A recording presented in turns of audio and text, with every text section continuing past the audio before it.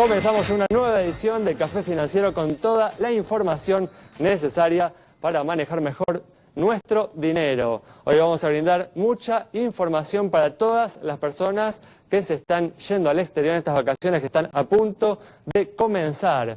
¿Cuáles son las empresas de servicios de asistencia al viajero con los precios más convenientes? Y también cómo se está comportando la AFIP con las autorizaciones para comprar dólares en el mercado oficial. Y en el último bloque, como hacemos siempre, vamos a analizar los principales temas económicos de la semana, hoy con la presencia de Aldo Ferrer. Quédate con nosotros, tras el siguiente intervalo vamos a regresar con todos estos temas y vamos a responder a todas tus consultas.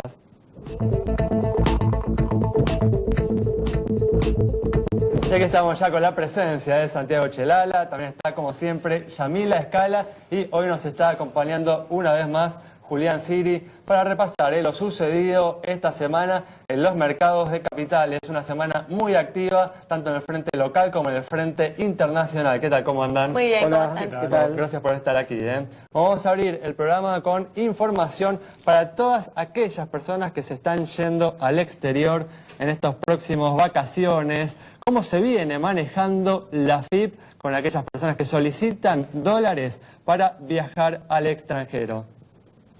Bueno, lo más importante es que la AFIP comenzó a flexibilizar un poco el cepo cambiario, justamente para evitar que el dólar paralelo se dispare sobre el fin de año, cuando muchos turistas requieren esta divisa para viajar al extranjero. Bueno, recordamos que un poco el objetivo de el nuevo equipo económico es cerrar la brecha cambiaria, por eso está devaluando un poco más aceleradamente el tipo de cambio oficial y tratando de contener el tipo de cambio blue o paralelo. Bueno, justamente con este objetivo, para que el blue no se dispare, es que flexibilizó el cepo cambiario, que se están dando entre 80 y 100 dólares por día para aquellos viajeros que hagan el pedido en la AFIP para adquirir divisas. 80 a 100 dólares por día. Recordemos que lo que hay que hacer es de poner no solamente el número de documento, QUIL, sino también decir el destino a donde uno va, el vuelo, si uno viaja en avión o bueno, el medio de transporte al cual se dirige y la estadía, el tiempo de duración que va a estar. Entonces, entre 80 y 100 dólares por día es lo que se está dando. Ahora, hay un tema que es importante. Mucha gente está diciendo que efectivamente se está cumpliendo este cupo, pero no se puede hacer el trámite hasta 7 días antes de la partida. Eso tiene que quedar muy en claro porque, claro, mucha gente espera a los primeros días de enero para viajar y ahí va a haber que esperar a saber qué es lo que ocurre con el Blue cuando la mayoría de la gente comience a hacer este trámite y pedir los 80 a 100 dólares por día. También hay que recordar que hay que pagar el 35% adicional que luego se puede descontar de bienes personales o de ganancias, es decir, que no estamos hablando del tipo de cambio oficial, 6,40, sino un tipo de cambio que ya supera los 8,65 y que se acerca bastante a lo que es el tipo de cambio informal. De todas formas, una buena noticia porque aún así está saliendo, no menos que los 9,50, 9,60 a los que se estaba comercializando el dólar en el mercado paralelo. Bueno, vamos a seguir con información justamente para las personas que viajan al exterior en los próximos días. Ahora vamos a brindarles información sobre las empresas de servicios de asistencia al viajero con los precios más convenientes.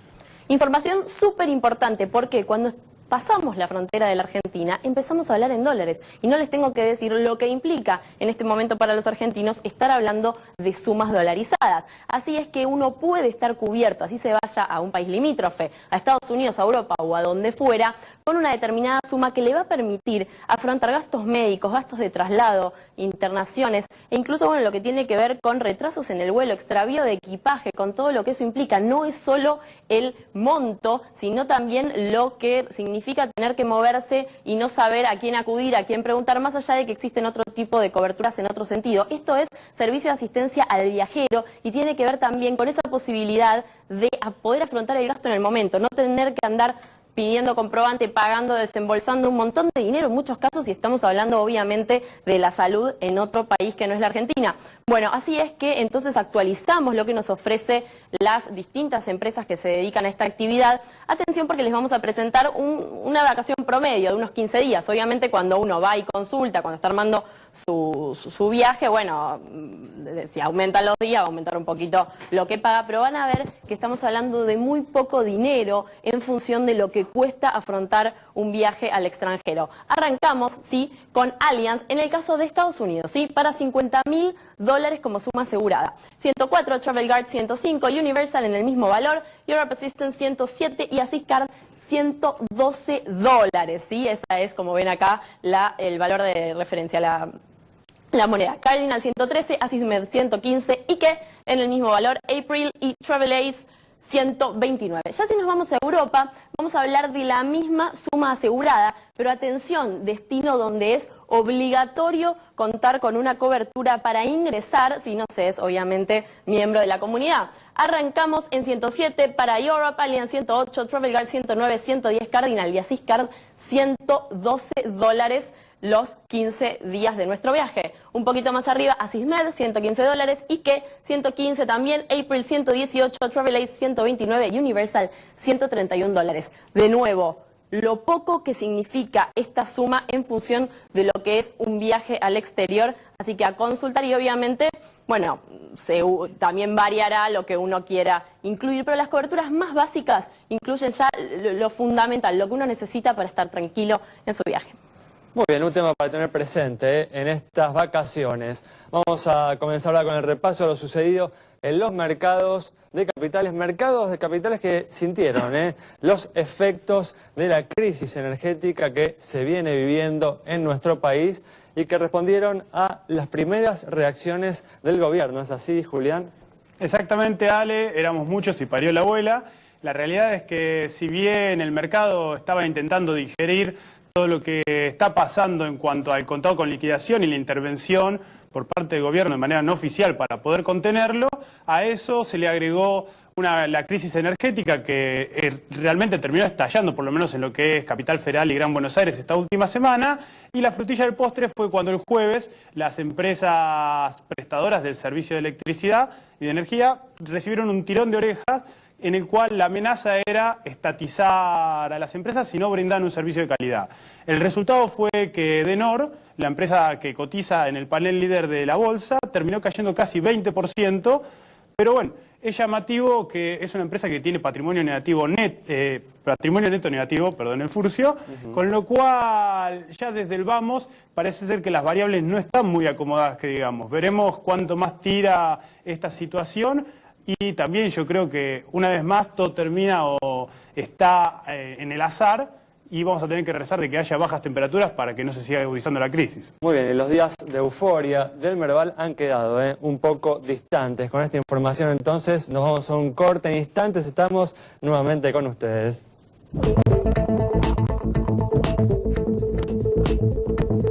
Muy bien, estamos de regreso. Vamos a comenzar a responder a las consultas que nos han enviado a través de las líneas telefónicas que aparecen por debajo de la pantalla y también a través de nuestro Facebook. Vamos a comenzar con las consultas sobre el estado de los bancos, como la consulta de Bárbaro sobre la situación del Banco Patagonia.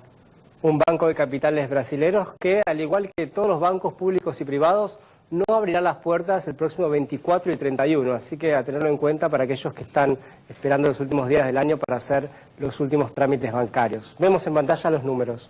Patrimonio 4.116 millones de pesos, depósitos 20.015 millones y resultados acumulados por 750 millones de pesos. Buenos indicadores de solvencia y de liquidez, cara sonriente para el Banco Patagonia. Muy bien, estuvimos hablando en el bloque anterior sobre la crisis energética que se desató en nuestro país en los últimos días. Y bueno, sobre este tema tan angustiante, nuestra nueva movilera Estefanía Daníbali habló con el público.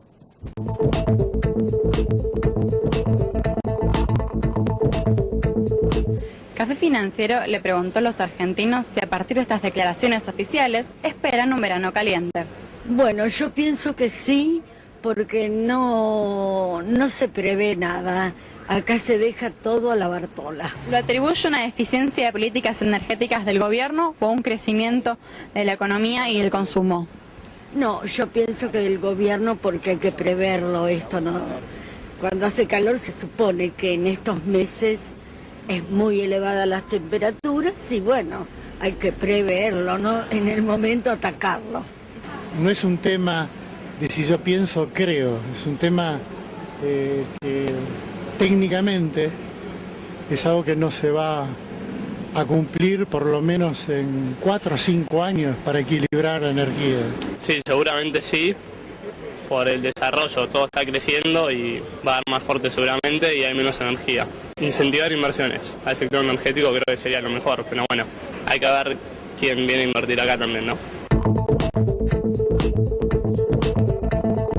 Bueno, esperemos que esta crisis energética impulse al gobierno a cambiar las políticas que viene aplicando hasta el momento, en particular la relativa a los subsidios al consumo de energía, que además genera un agujero fiscal importantísimo y de ser completamente injustas en términos distributivos, también estimulan un consumo poco cuidadoso de la energía en nuestro país. Sí, se producen realmente injusticias, como que aquellos que más tienen paguen menos que aquellos que menos tienen. Lo que hay que hacer es asegurarse de mantener, me parece, una tarifa social y a partir de ahí hacer las actualizaciones de los precios como en todos lados. Y también inculcar una cultura del cuidado, ¿no? En el uso de la energía, de no, por ejemplo, poner los aires acondicionados a una temperatura más alta y no congelarnos, ¿no? Adentro de nuestra habitación a veces no es necesario eso para soportar las altas temperaturas. Bueno, muy bien, vamos a cerrar la información relativa a la semana en los mercados de capitales comentando lo que sucedió en Estados Unidos, que hubo una noticia importante de la Reserva Federal.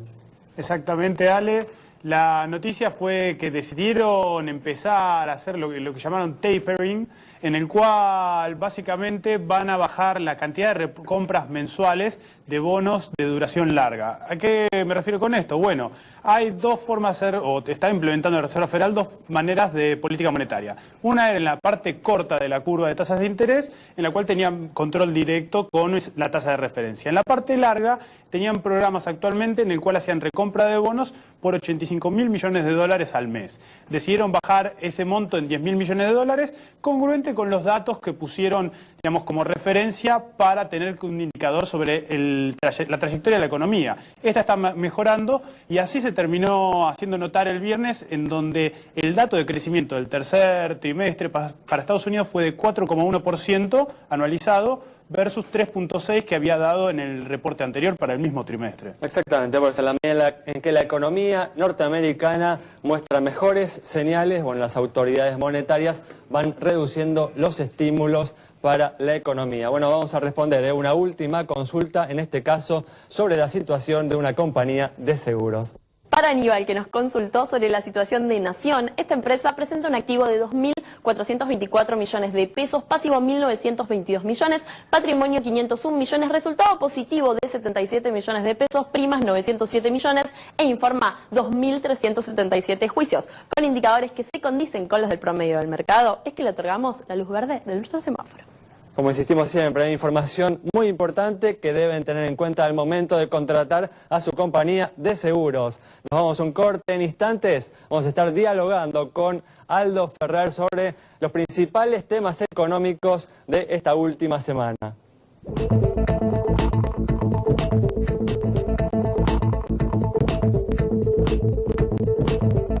Muy bien, ya estamos aquí con la presencia de Aldo Ferrer para analizar los principales temas económicos de la semana. ¿Qué tal, Aldo? ¿Cómo andás? Muy bien, muchas gracias. Gracias por venir. Por favor, un gusto. Una semana en la que el gobierno anunció un acuerdo de precios con supermercadistas y proveedores. Este acuerdo de precios va a entrar en vigencia el 1 de enero y contempla 180 productos. El gobierno busca justamente de esta manera enfrentar el problema de la inflación que va a cerrar este año 2013, de acuerdo a las previsiones de las consultoras privadas, en el nivel más alto desde el 2002. Aldo, ¿crees que el gobierno está encarando de la manera correcta el problema inflacionario? No, el tema de estos controles de precios es un instrumento legítimo de la política económica. El tema es que la experiencia nuestra demuestra que si las condiciones macroeconómicas no son sólidas, es muy difícil que estos que sean estos controles eficaces. puedan realmente frenar la inflación. Yo creo que acá hay un problema de base que contamina todo el sistema, que es la falta de divisas.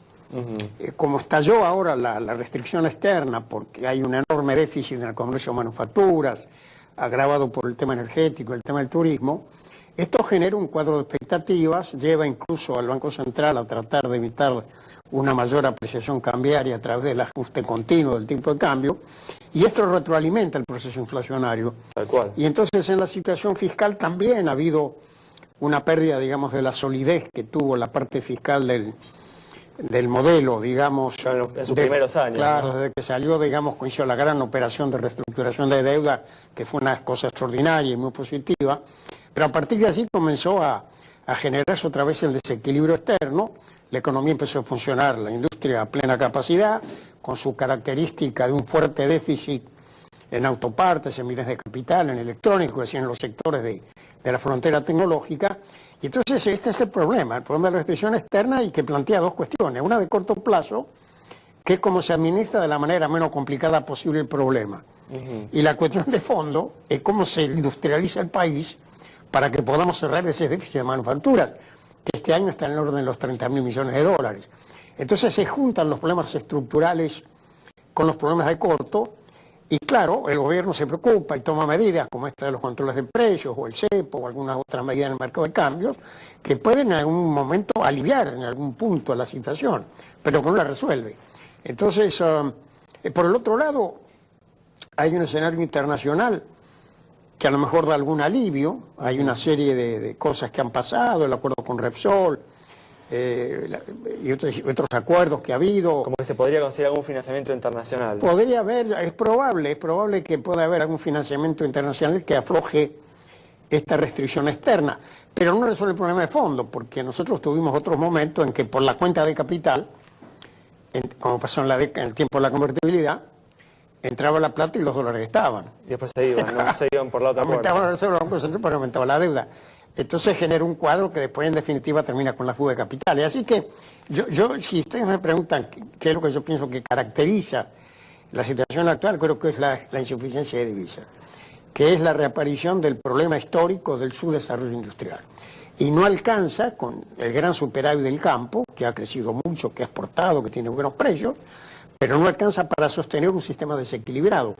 Entonces, pero si te pidieran, ¿no?, justamente una recomendación para enfrentar esta problemática, ¿cuál sería esa recomendación? Mira, desde el punto de vista de la política de fondos, yo creo que hay que abrir espacios de rentabilidad para que podamos producir autopartes de alta tecnología. Yo creo que tenemos que tener una gran empresa automotriz, por ejemplo, porque dado que la industria está en manos de filiales, y las filiales importan los componentes tecnológicos de afuera, y la parte autoportista nacional se relega al segundo escalón tecnológico, la industria crece y crecen más las importaciones. Entonces, si no tenemos como los chinos, como los coreanos, los taiwaneses, una industria que pueda operar realmente en la frontera tecnológica, vamos a seguir crucificados en esta industria que es muy importante, pero que genera un déficit cada vez mayor, y lo mismo pasa con la electrónica y con los bienes de capital. ¿Pero cómo se logra generar esos espacios de rentabilidad? Yo creo que hay que mirar la experiencia de otros, que han creado grandes industrias partiendo prácticamente de cero, el caso de Corea hace 50 o 60 años. Hay que abrir espacios de rentabilidad. El conjunto de políticas públicas tiene que generar incentivos para la inversión privada con el apoyo público y eventualmente con la asociación con el Estado para desarrollar estas industrias de frontera, en el sector automotriz, en autopartes, en bienes de capital. Es decir, estamos en una economía de mercado donde la inversión privada es fundamental, y desde luego la inversión pública también, pero si no hay incentivos y señales claras que atraigan la tecnología y el capital privado a estos puntos estratégicos del sistema, y nos pasa lo que viene pasando hace mucho tiempo, que quedamos rezagados en esos sectores de frontera donde precisamente se expresa el déficit en materia de manufactura, que son los autopartes, son los electrónicos y todo lo demás. Así que, bueno, insistir, yo creo que tenemos que tomar nota de este tema. Yo creo que la principal causa de la inflación es la restricción externa, porque esto contagia al conjunto sistema, deteriora las expectativas, genera las actitudes defensivas, la fuga de capitales, contamina la negociación, precios y salarios entre los trabajadores y los empresarios. Es decir, eso genera un cuadro de incomodidad que no es positivo y que, vuelvo a insistir, debe abordarse con la mejor combinación de políticas posibles del corto plazo, con medidas estructurales de fondo que resuelven el problema. Tal cual. Fernando, me imagino que hablas de la industria automotriz para justamente poder sustituir importaciones y aliviar la restricción externa, pero hay algunas cosas que no se pueden sustituir, por ejemplo el turismo, no podemos prohibirle a la gente que salga del país. No, pero tampoco hay que incentivar lo que salga con tipos de cambio que no reflejan realmente el equilibrio del sistema. Allí yo creo, a mí me parece que el mercado de cambios hay que dejar que el mercado exprese una cierta paridad para cierto tipo de operaciones, por ejemplo el turismo, porque si no se termina incentivando el turismo en el exterior. Este es un fenómeno nuevo, yo creo que es el menos grave de todos. ¿Crees que tendría que haber un tipo de cambio diferencial, o sea, que no alcanza con este recargo de la FIP? Claro, yo creo que tiene que haber un precio de mercado para ciertas transacciones de cambios, movimientos financieros, es decir, que cuanto menos controles haya mejor, porque si no se complica demasiado la cosa. Controlar lo fundamental. Los movimientos de capital. ¿Y si no un único tipo de cambio más alto no es una mejor opción? No, yo creo que yo creo que no es solamente el tipo de cambio, porque devaluando, por ejemplo, no se resuelve el problema. Esto forma parte de un conjunto de políticas, la política fiscal, la política monetaria, la política cambiaria, administrando la escasez. Así que no es un solo instrumento. Yo creo que acá yo pongo mucho énfasis en el tema de los espacios de rentabilidad. Tenemos que generar escenarios muy claros que lleven la inversión y el cambio técnico a los puntos neurálgicos del sistema. En el campo en buena medida lo hemos conseguido por una serie de circunstancias, por la riqueza de los recursos naturales, por todo el acervo tecnológico que hemos acumulado, pero por ejemplo en el sector agrario hemos logrado estar en la frontera tecnológica, en las siembras directas, en los paquetes tecnológicos, porque hubo espacio de rentabilidad, aún con retenciones y todo, el sistema crece porque ha habido espacio. Entonces, esto es fundamental. Estamos en una economía de mercado, donde hace falta una combinación virtuosa de políticas públicas y de respuestas privadas. Y si no, las cosas no funcionan. Ahora, además de la industria automotriz y otras industrias, del turismo, también está el problema de la energía, claro. YPF se estatizó hace ya 2 años. Sí. ¿No parece que haya sido una solución mágica para resolver el déficit energético del país? No hay solución mágica en ningún sector, y tampoco en el energético, pero te quiero recordar lo siguiente. El déficit energético no es el problema fundamental, que hay que resolverlo, además podemos resolverlo. Ustedes toman el caso de Alemania, de Corea, hay países industriales muy avanzados que tienen déficit energético. ¿Con qué lo pagan? Con tecnología y con industria. Nosotros ¿con qué lo pagamos? Con soja. Entonces ese déficit energético reproduce el círculo del subdesarrollo. Allí Alemania y estos países industriales crecen con déficit energético, porque esto no es un obstáculo a su transformación. Entonces nosotros tenemos que resolver el déficit energético, pero vuelvo a insistir, el problema fundamental está en la industria. Tocaste justamente el asunto del tipo de cambio y precisamente en esta última semana el dólar oficial se incrementó, tuvo el incremento diario más importante de los últimos 5 años. ¿Estás de acuerdo con la política que viene desarrollando el Banco Central en esta materia? Yo creo que es el reconocimiento de que hay apreciación cambiaria, cosa que venimos diciendo mucho hace tiempo, y entonces se trata de compensar. Ahora, está claro que una política de ajustes graduales, incluso por encima de la tasa de inflación que prevén los consultores privados, de algún modo retroalimenta la cuestión, ¿no? Entonces yo no sé si es la política más acertada. Yo creo que es evidente que hay una preocupación legítima y que efectivamente hay un tema de presión cambiaria que hay que corregir. No sé si esta estrategia del ajuste gradual es la más adecuada. Sería mejor hacer un cambio más brusco, digamos. Eventualmente, pero vuelvo a insistir, no como una medida aislada la política cambiaria, sino el marco de señales muy contundente en materia de política fiscal. Un plan económico más integral. Exactamente, por ejemplo, hay una serie de subsidios en energía que no se justifican. El Estado ha ganado un protagonismo importante y esencial y ha ganado muchos recursos. Nunca hemos tenido un Estado con tantos recursos financieros. Lamentablemente una parte de eso se desvía a cosas que podrían evitarse, otras cosas se gastan muy bien, por ejemplo, todo el área de ciencia y tecnología, los programas sociales, pero hay otras cosas que yo creo que se podría gastar mejor y sobre todo fortalecer las finanzas públicas, porque en este momento no hace falta inyección de gasto público para incrementar la demanda. El sistema está operando cerca del pleno empleo, entonces no hace falta que el Estado se meta. Entonces ahí lo que hay que privilegiar, me parece a mí, es la estabilidad, el crecimiento con estabilidad, y allí la prudencia fiscal me parece esencial. Bueno, clarísimo. Muchas gracias por haber estado con nosotros. Cerramos entonces este programa con el análisis de Aldo Ferrer sobre la situación de la economía argentina y la importancia de generar espacios de rentabilidad para el sector privado para empezar a resolver los graves problemas que enfrenta la economía argentina. Nos vemos el próximo martes a las 17 horas aquí en Metro.